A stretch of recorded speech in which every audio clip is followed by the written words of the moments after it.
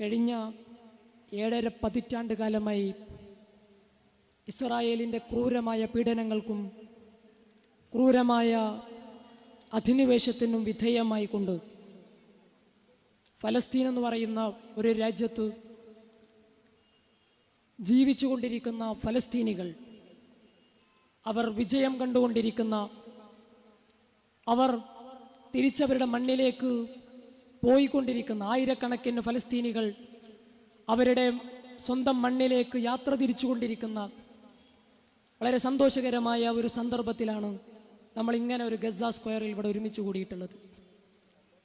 തൂഫാനുൽ അഖ്സ ലോകത്തിന് എന്താണ് സമ്മാനിച്ചത് എന്നതിനെക്കുറിച്ച് ലോകം ചർച്ച ചെയ്തുകൊണ്ടിരിക്കുകയാണ്. തൂഫാനുൽ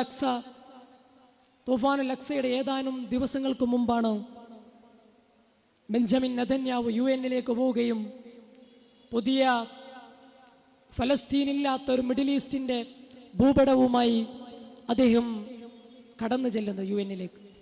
ആ സന്ദർഭത്തിൽ 100-ലധികം രാജ്യങ്ങൾ ഒരുമിച്ച് കൂടിയ ആ UN സമ്മേളനത്തിൽ ഫലസ്തീനില്ലാത്ത ഭൂപടവുമായി കയറി ചെന്ന ബെഞ്ചമിൻ നെതന്യാഹുവിന് പൂർണ്ണമായ സപ്പോർട്ടാണ് ലോകരാജ്യങ്ങളിൽ നിന്ന് കിട്ടിയതെങ്കിൽ കഴിഞ്ഞ മാസം ഇതേ ബെഞ്ചമിൻ നെതന്യാഹു UN-ലേക്ക് പോകുമ്പോൾ 100-ലധികം രാജ്യങ്ങൾ കൂക്കി വിളിച്ചുകൊണ്ട് ഫ്രീ പലസ്തീൻ, സ്വതന്ത്രമായ ഫലസ്തീൻ മാത്രമാണ് ലോകത്തിലെ ഏക നീതി എന്ന് പറയുന്നതിലേക്ക് എത്തിച്ചേർന്നൊരു സന്ദർഭത്തിലൂടെയാണ് നമ്മൾ കടന്നു പോകുന്നത്.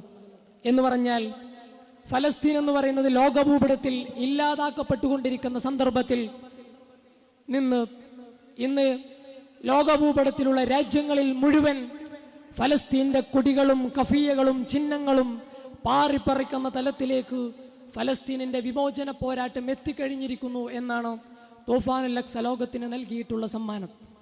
എന്താണ് തൂഫാനുൽ അഖ്സ ലോകത്തിനെ പഠിപ്പിച്ചത്? എന്താണ് തൂഫാനുൽ അഖ്സ ലോകത്തിനെ പഠിപ്പിച്ചത്? ഹാമിദ് ദബാഷി പറയുന്നുണ്ട്, തൂഫാനുൽ അഖ്സ ലോകത്തോട് പറഞ്ഞത് വെസ്റ്റിനോളം കെട്ടിപ്പൊക്കിയ, വെസ്റ്റ് മുന്നോട്ട് വെച്ച ആശയങ്ങളെല്ലാം അതെല്ലാം നുണകളായിരുന്നു. വെസ്റ്റ് മുന്നോട്ട് വെച്ചിട്ടുള്ള ആശയങ്ങളും അവരുടെ തത്വശാസ്ത്രങ്ങളുമെല്ലാം പരാജയപ്പെട്ടതും നുണയും മാത്രമാണ് എന്ന് ലോകം തിരിച്ചറിഞ്ഞുകൊണ്ടിരിക്കുന്നു എന്നാണ് ഹാമിദ് ദബാഷി പറയുന്നത്. വെസ്റ്റ് എന്താണ് പറഞ്ഞത്? ഹ്യൂമനിസത്തെ കുറിച്ചാണ് അവർ സംസാരിച്ചത്, മനുഷ്യാവകാശത്തെ കുറിച്ച് അവർ സംസാരിച്ചു. ഇനി മുതൽ പ്രജകളില്ല, ലോകത്ത് പൗരന്മാർ മാത്രമാണുള്ളത് എന്നവർ പറഞ്ഞു. ലോകം ഇനി പുരോഗതിയിലേക്കും വികസനത്തിലേക്കും കടക്കുകയാണ്. മനുഷ്യൻ ഏറ്റവും മനോഹരമായൊരു സൃഷ്ടിയാണ്. മനുഷ്യന് അവകാശങ്ങളുണ്ട്, മനുഷ്യന് എല്ലാത്തിനുമുള്ള അധികാരമുണ്ട്, അവകാശങ്ങളുണ്ട് എന്നാണ് വെസ്റ്റ് പറഞ്ഞത്. എന്നാൽ ആരുടെ അവകാശത്തെക്കുറിച്ചാണ് നിങ്ങൾ സംസാരിച്ചത്? ആരുടെ ജനാധിപത്യത്തെക്കുറിച്ചാണ് നിങ്ങൾ സംസാരിച്ചത്? ആരുടെ സ്വാതന്ത്ര്യത്തെക്കുറിച്ചാണ് നിങ്ങൾ സംസാരിച്ചത് എന്ന് ഗസ ലോകത്തോട് സംസാരിച്ചു കൊണ്ടിരിക്കുന്നു. നിങ്ങൾ മനുഷ്യാവകാശത്തെക്കുറിച്ച് സംസാരിച്ചു, പക്ഷെ ഞങ്ങൾക്ക് നിങ്ങളുടെ മനുഷ്യാവകാശത്തിൽ ഉൾപ്പെടാത്തവരായി പോയി. ഞങ്ങൾ നിങ്ങളുടെ മനുഷ്യാവകാശത്തിലെ മനുഷ്യനിൽ ഉൾപ്പെടാതെ പോയ ജനതയാണ്. അതുകൊണ്ടാണ് ലോകത്ത് നിർമ്മിക്കപ്പെട്ട എല്ലാ വെപ്പണുകളും ഞങ്ങളുടെ മുകളിലേക്ക് നിങ്ങൾ പായിച്ചത്. കഴിഞ്ഞ 2 വർഷക്കാലമായി ലോകത്ത് ഉൽപ്പാദിപ്പിക്കപ്പെട്ട ഏറ്റവും വലിയ വെപ്പണുകൾ, മിസൈലുകൾ ഞങ്ങളുടെ ശരീരത്തിലേക്ക് ആർന്നിറങ്ങിയപ്പോൾ അങ്ങനെ ഇരച്ചു കയറാൻ വന്നത് നിങ്ങൾ പറഞ്ഞ മനുഷ്യൻ എന്ന പദവിയിൽ ഞങ്ങൾ ഉൾപ്പെടാത്തത് കൊണ്ടാണ്. നിങ്ങൾ സ്ത്രീകളുടെ വിമോചനത്തെക്കുറിച്ച് സംസാരിച്ചു, നിങ്ങൾ ഫെമിനിസത്തെക്കുറിച്ച് സംസാരിച്ചു, പക്ഷേ നിങ്ങളുടെ സ്ത്രീ വിമോചനത്തിൽ എന്തുകൊണ്ടാണ് ഫലസ്തീനിലെ ഗസയിലെ പിടഞ്ഞു മരിച്ച സ്ത്രീകൾ, അവിടെ ലൈംഗികമായി പീഡനത്തിന് ഇരയാക്കപ്പെട്ട സ്ത്രീകൾ സ്വന്തം കയ്യിൽ മകനെ വിഷന്നൊട്ടിയ വയറുമായി സ്വന്തം മകൻ പിടഞ്ഞു മരിക്കുന്നത് കാണേണ്ടി വന്ന ഉമ്മയുടെ വിലാപത്തെ എന്തുകൊണ്ടാണ് നിങ്ങളുടെ ഫെമിനിസ്റ്റ് ഡിസ്കോഴ്സുകൾക്ക്, നിങ്ങളുടെ ഫെമിനിസ്റ്റ് സ്ത്രീ വിമോചനത്തിന് കാണാതെ പോയത്? നിങ്ങൾ ജനാധിപത്യത്തെക്കുറിച്ച് സംസാരിച്ചു, നിങ്ങൾ പരമാധികാരത്തെക്കുറിച്ച് സംസാരിച്ചു, നിങ്ങൾ ദേശരാഷ്ട്രത്തിന്റെ അധികാരത്തെക്കുറിച്ച് സംസാരിച്ചു, പക്ഷെ അതിലൊന്നും ഞങ്ങളുടെ പരമാധികാരമില്ലായിരുന്നു. ഞങ്ങളുടെ പരമാധികാരം മാത്രമല്ല, ഇറാനിന് പരമാധികാരമില്ല, സിറിയക്ക് പരമാധികാരമില്ല, യമനിന് പരമാധികാരമില്ല, ഖത്തറിന് പരമാധികാരമില്ല. അപ്പൊ ആരുടെ പരമാധികാരത്തെ കുറിച്ചാണ്, ആരുടെ അധികാരങ്ങളെ കുറിച്ചാണ്, ആരുടെ ദേശരാഷ്ട്രത്തെ കുറിച്ചാണ് നിങ്ങൾ സംസാരിച്ചത് എന്നാണ് ഗസ 40 കിലോമീറ്ററിൽ ചുറ്റപ്പെട്ട് പൂട്ടിയിട്ടൊരു ജനത ലോകത്തോട് സംസാരിച്ചു കൊണ്ടിരിക്കുന്നത്. വെസ്റ്റ് പറഞ്ഞതെല്ലാം നുണയാണ്. പിന്നെ വെസ്റ്റ് എന്താണ് പറഞ്ഞത്? അഫ്ഗാനികൾ തീവ്രവാദികളാണ്, ഇറാഖികൾ തീവ്രവാദികളാണ്, ഫലസ്തീനികൾ തീവ്രവാദികളാണ്, ഇവിടെ മൗദൂദികൾ തീവ്രവാദികളാണ്, ലോകത്ത് മിഡിൽ ഈസ്റ്റിലുള്ളവരെല്ലാം തീവ്രവാദികളാണ്. ഇങ്ങനെ തീവ്രവാദത്തെ കുറിച്ചുള്ള ഡെഫിനിഷനുകൾ, ആഖ്യാനങ്ങളെ മുഴുവൻ തച്ച് തകർത്ത ഒന്നാണ് തൂഫാനുൽ അഖ്സ എന്ന് പറയുന്നത്. ആരാണ് ലോകത്തിലെ ഏറ്റവും വലിയ ഭീകരവാദി? ഇന്ന് നെതന്യാഹു ആണ് എന്ന് 100-ലധികം വരുന്ന രാജ്യങ്ങൾ ഇന്ന് ഏകകണ്ഠമായി പറഞ്ഞുകൊണ്ടിരിക്കുന്ന ഒരു സ്ഥിതിവിശേഷത്തിലേക്ക് ലോകത്തെ എത്തിച്ചത് തൂഫാനുൽ അഖ്സയാണ്. അതുകൊണ്ട് തൂഫാനുൽ അഖ്സ വെസ്റ്റ് പറഞ്ഞ ആഖ്യാനങ്ങളെ, വെസ്റ്റ് പറഞ്ഞ നുണകളെ മുഴുവൻ തച്ചു തകർത്തു പോയിക്കൊണ്ടിരിക്കുന്ന ഒരു മനോഹരമായ കാഴ്ചയാണ് നമ്മൾ കണ്ടുകൊണ്ടിരിക്കുന്നത്. കേവലമായ ഫലസ്തീനിന്റെ ഒരു വിമോചനം മാത്രമല്ല തൂഫാനുൽ അഖ്സ ലോകത്തോട് സംസാരിച്ചത്. വെസ്റ്റ് മുന്നോട്ട് വെച്ച, യൂറോപ്പ് മുന്നോട്ട് വെച്ച വംശീയമായ പ്രത്യയശാസ്ത്രങ്ങൾ തകർന്നു പോവുകയാണ്, തകരാനുള്ളതാണ് എന്ന് ഗസ ലോകത്തോട് പറഞ്ഞുകൊണ്ടിരിക്കുകയാണ്. അവിടെയാണ് നമ്മൾ ജാഹൽ ഹഖ് വസാഖൽ ബാത്തിൽ ഇന്നൽ ബാത്തില കാന സൗക എന്നുള്ള ഖുർആനിക വാക്യത്തിന്റെ പുലരുന്നതിലേക്ക് ലോകം മുന്നോട്ട് പോയിക്കൊണ്ടിരിക്കുന്നു എന്ന് നമുക്ക് കാണാൻ കഴിയും. എന്താണ് തൂഫാനുൽ അഖ്സ ലോകത്തിന് നൽകിയ ഒരു കാര്യം എന്ന് പറയുന്നത്? ഒരു വംശീയ പ്രത്യയശാസ്ത്രവും ലോകത്ത് ജയിക്കാൻ പോകുന്നില്ല. ഒരു വംശീയ പ്രത്യയശാസ്ത്രവും ലോകത്ത് ജയിക്കാൻ പോകുന്നില്ല. അതിന്റെ ഏറ്റവും വലിയ തെളിവാണ് ഇന്ന് ഗസ എഴുന്നേറ്റ് നിൽക്കുന്നത്. ഒരു വംശീയ പ്രത്യയശാസ്ത്രത്തിനും നിങ്ങൾ ആലോചിച്ച് നോക്കൂ, ലോകത്തിലെ ഏറ്റവും വലിയ വെപ്പണുള്ള ഒരു രാജ്യം, ലോകരാജ്യങ്ങൾക്ക് ആയുധങ്ങൾ കൈമാറുന്ന ഒരു രാജ്യം, അതുപോലെ തന്നെ ഏറ്റവും വലിയ സർവൈലൻസ് സിസ്റ്റങ്ങളുള്ള ഒരു രാജ്യം, ഏറ്റവും വലിയ സാങ്കേതിക വിദ്യകളുള്ള ഒരു രാജ്യം, എവിടെയാണ് ഒരു ഗസയിലെ പൗരനുള്ളത് എന്നുള്ളത് കൃത്യപ്പെടുത്തി മനസ്സിലാക്കി ഷൂട്ട് ചെയ്യാൻ ശേഷിയുള്ള അത്ര വലിയ സാങ്കേതിക വിദ്യയുള്ള ഒരു രാജ്യം. അമേരിക്കയും ഫ്രാൻസും ഇറ്റലിയും ജർമ്മനിയും UK അടക്കമുള്ള വലിയ വലിയ രാജ്യങ്ങളുടെ യുദ്ധവിമാനങ്ങൾ ഒരേ സമയം ഗസയുടെ ആകാശത്തൂടെ പറന്ന സന്ദർഭം. ഇതെല്ലാം നടന്നിട്ടും വംശീയ പ്രത്യയശാസ്ത്രത്തിന് മുന്നോട്ട് പോകാൻ കഴിയില്ല. മനുഷ്യന്റെ ആർജവത്തിന് മുമ്പിൽ, മനുഷ്യന്റെ ഇച്ഛാശക്തിക്ക് മുമ്പിൽ, ഈമാനികമായ കരുത്തിന് മുമ്പിൽ ഒരിക്കലും ഈ സാങ്കേതിക വിദ്യകൾ കൊണ്ടോ ആയുധങ്ങൾ കൊണ്ടോ കോർപ്പറേറ്റുകളുടെ പണസമ്പത്ത് കൊണ്ടോ നിങ്ങൾക്ക് പിടിച്ചു നിൽക്കാൻ കഴിയില്ല എന്നാണ് തൂഫാനുൽ അഖ്സ ഗസയിലെ പോരാട്ടം ലോകത്തെ പഠിപ്പിച്ചുകൊണ്ടിരിക്കുന്നത്. അതുകൊണ്ട് അത് വലിയ പ്രതീക്ഷയാണ്.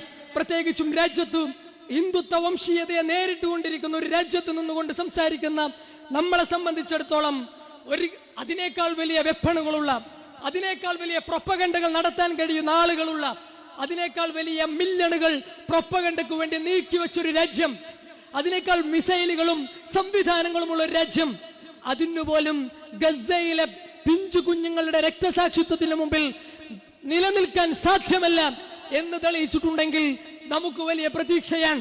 ലോകത്തിലെ റെസിസ്റ്റൻസിന്, ലോകത്തിലെ പ്രതിരോധങ്ങൾക്ക് വലിയ പ്രതീക്ഷയാണ് ഗസ നൽകുന്നത് എന്ന് നമുക്ക് കാണാൻ കഴിയും. അതുപോലെ തന്നെ ഗസ നൽകുന്ന, അതുപോലെ തന്നെ ഈ വിമോചന പോരാട്ടം നൽകുന്ന മറ്റൊരു പാഠം എന്താണ്?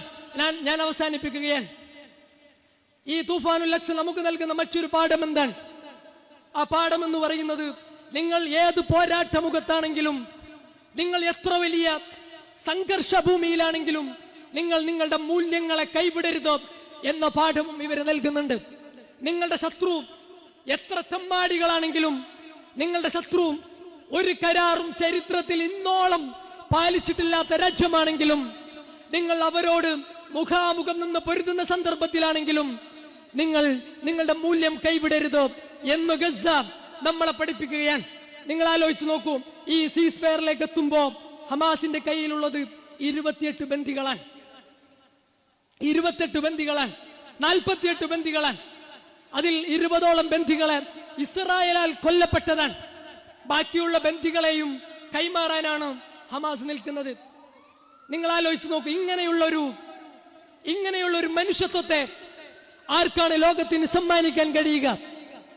സ്വന്തം മണ്ണിൽ ഹിന്ദ് റജബ് എന്ന് പറയുന്ന ഒരു പെൺകുട്ടിയെ 365 വെടിയുണ്ടകളാൽ കൊല ചെയ്യപ്പെട്ടപ്പോ, ഒരു 5 വയസ്സുള്ള ഒരു കുഞ്ഞിന്റെ ശരീരത്തിലേക്ക് 365 വെടിയുണ്ടകളാണ് ഇസ്രായേൽ കൊന്നുകളഞ്ഞത്, അത് കണ്ടു നിൽക്കുന്ന, അത് അനുഭവിക്കേണ്ടി വന്ന ഒരു ജനതയുടെ കയ്യിൽ 48-ലധികം ബന്ദികൾ ഉണ്ടായിട്ട് ഒരു ബന്ദിയെ പോലും കൊന്നുകളഞ്ഞില്ല എന്ന് മാത്രമല്ല, ഏറ്റവും മനോഹരമായി അവരെ പറഞ്ഞയക്കാൻ കഴിയുന്ന ഒരു മൂല്യം, ഒരു നാഗരികമായ ഭാവന ലോകത്തിന് ആർക്കാണ് സമ്മാനിക്കാൻ കഴിയുക? പ്രിയപ്പെട്ടവരെ, ഹമാസ് പറയുന്നു, ഗസ പറയുന്നു, ഞങ്ങൾക്കതിന് സാധ്യമാണ്. ലോകത്തിലെ ഏറ്റവും വലിയ വെപ്പണുകൾ, ലോകത്തിലെ ഏറ്റവും വലിയ മിലിറ്ററി ഞങ്ങളെ വരിഞ്ഞു മുറുക്കിയാലും, ഞങ്ങളുടെ പിഞ്ചു കുഞ്ഞുങ്ങളെ ഇഞ്ചിഞ്ചായി കൊന്നാലും ശരി, ഞങ്ങൾ ഞങ്ങളുടെ മൂല്യം കൈവിടില്ല എന്ന് ലോകത്തിനെ പഠിപ്പിച്ചുകൊണ്ടിരിക്കുന്ന ഇങ്ങനെയുള്ള ഒരു നാഗരികതയെ ലോകത്തിന് സമ്മാനിക്കാൻ കഴിയുന്ന ഒരാശയം ഞങ്ങളുടെ കയ്യിലുണ്ട് എന്ന് ഗസ പറയുകയാണ്. അത് എവിടെ നിന്ന് കിട്ടുന്നതാണ്? യൂഫ്രട്ടീസ് ടൈഗ്രീസ് നദീതീരത്തെങ്ങാനും ഒരാട്ടുംകുട്ടി വെള്ളം കിട്ടാതെ ചത്തുപോയാൽ ഞാൻ റബ്ബിനോട് ഉത്തരം പറയേണ്ടി വരും എന്ന് ലോകത്തെ പഠിപ്പിച്ചൊരു നാഗരികതയുണ്ട്. ആ നാഗരികതയെ പേറുന്ന, അതിനെ മുന്നോട്ട് നയിക്കുന്ന ഈ പിൻതലമുറക്ക് അങ്ങനെ ചെയ്യാനാണോ? അങ്ങനെ ചെയ്യുക എന്നുള്ളത് സ്വാഭാവികമായ ഒന്നാണ്. എവിടെ നിന്നാണ് നമ്മൾ ഇതിനെ കുറിച്ച് സംസാരിക്കുന്നത്?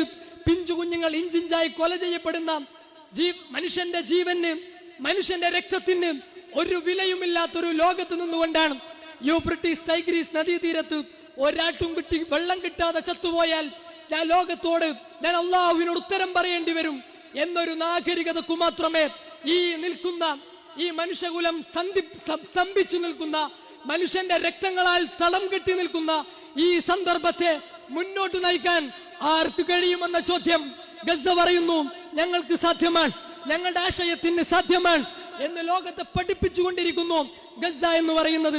അതുകൊണ്ട് തൂഫാനുൽ അഖ്സ ലോകത്തിന്റെ പുതിയൊരു ഭാവനയെ, പുതിയൊരു ലോകത്തെ, രക്തത്തിന് വിലയുള്ള, മനുഷ്യാവകാശത്തിന് വിലയുള്ള, മനുഷ്യന്റെ ജീവന് വിലയുള്ള, കുഞ്ഞുങ്ങളുടെ ജീവന് വിലയുള്ള, നായകൾക്കും പട്ടികളുടെയും ജീവന് വിലയുള്ള ഒരു ലോകത്തെ പണിയാനുള്ള പരിശ്രമമായി, അതിലേക്കുള്ള ഈടുവപ്പായി നമുക്ക് ഗസയുടെ പോരാട്ടത്തെ കാണാൻ കഴിയും. അങ്ങനെയുള്ള ഒരു നാളെ സ്വപ്നം കണ്ടുകൊണ്ട് ഈ പോരാട്ടത്തോട് ഐക്യപ്പെടുക, പ്രാർത്ഥിക്കുക. അള്ളാഹു അവരെ അനുഗ്രഹിക്കുമാറാവട്ടെ. വാഹിർ ദഅ്വാനാ അൽഹംദുലില്ലാഹി റബ്ബിൽ ആലമീൻ. അസ്സലാമു അലൈക്കും വറഹ്മത്തുള്ളാഹി.